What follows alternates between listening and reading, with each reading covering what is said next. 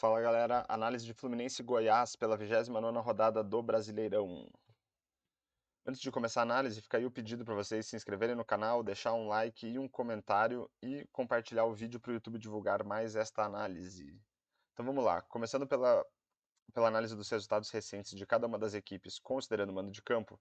Nos últimos 10 jogos, o Fluminense fez 5 em casa, sendo 3 vitórias contra América, Fortaleza e Cruzeiro, derrota para o Botafogo e empate contra Corinthians.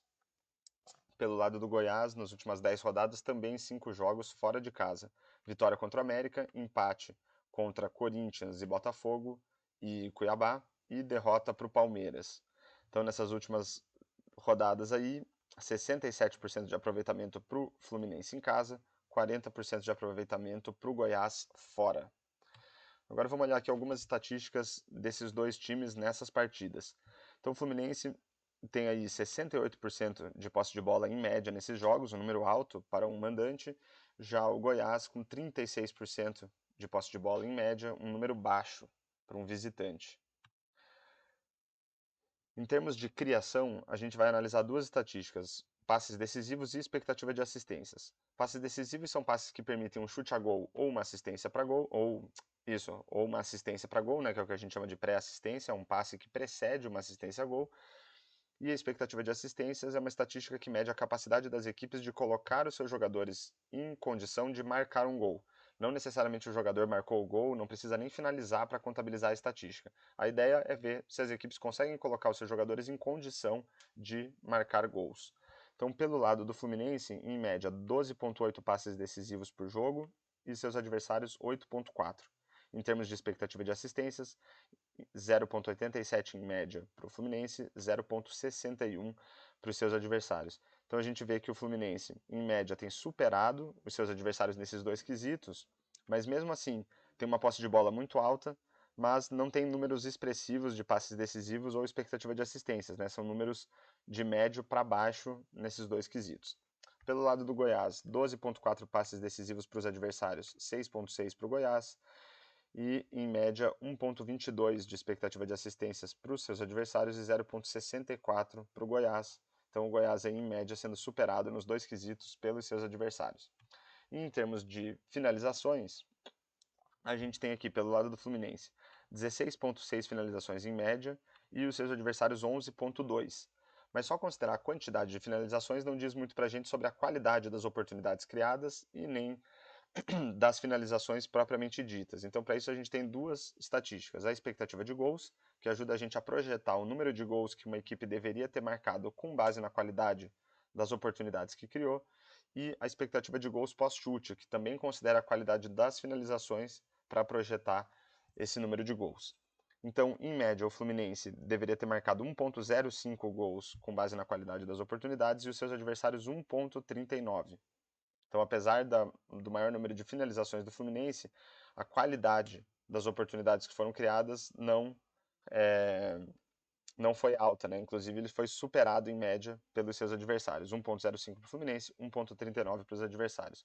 Mas quando a gente considera a qualidade das finalizações, ou a dificuldade que o goleiro teria para defender essas finalizações, aí o placar projetado para o Fluminense sobe para 1,65 gols por jogo e dos seus adversários cai para 1,15.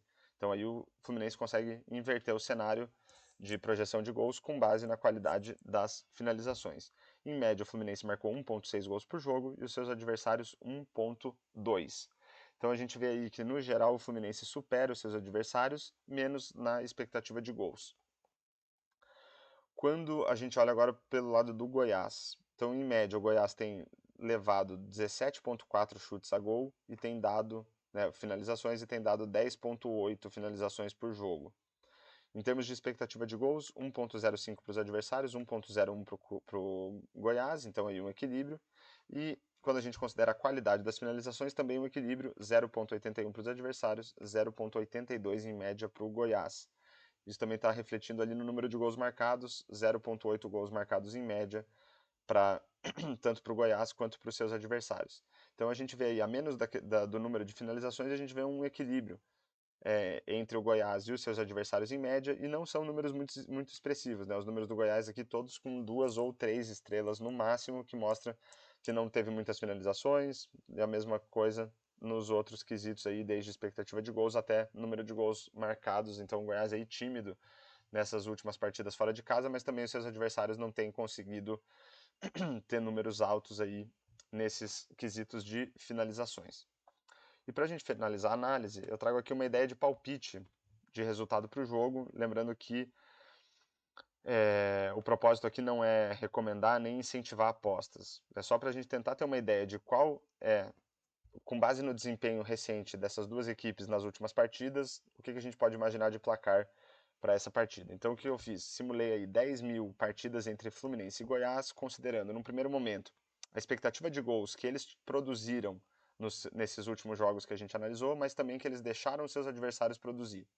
E fiz a mesma coisa também considerando a expectativa de gols pós-chute. Então aquilo que eles conseguiram produzir em termos de finalizações e o que eles deixaram os seus adversários produzirem também. Então vamos lá. Com base na expectativa de gols, a gente vê aí um leve favoritismo para o Goiás na partida. Tá? 32% de chance de vitória para o Fluminense, 28% de chance de empate e 39% de probabilidade de vitória para o Goiás.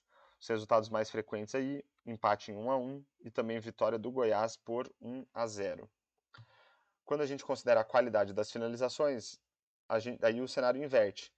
O favoritismo passa a ser do Fluminense, com 42% de chance de vitória, 29% de chance de empate e 29% de chance de vitória do Goiás.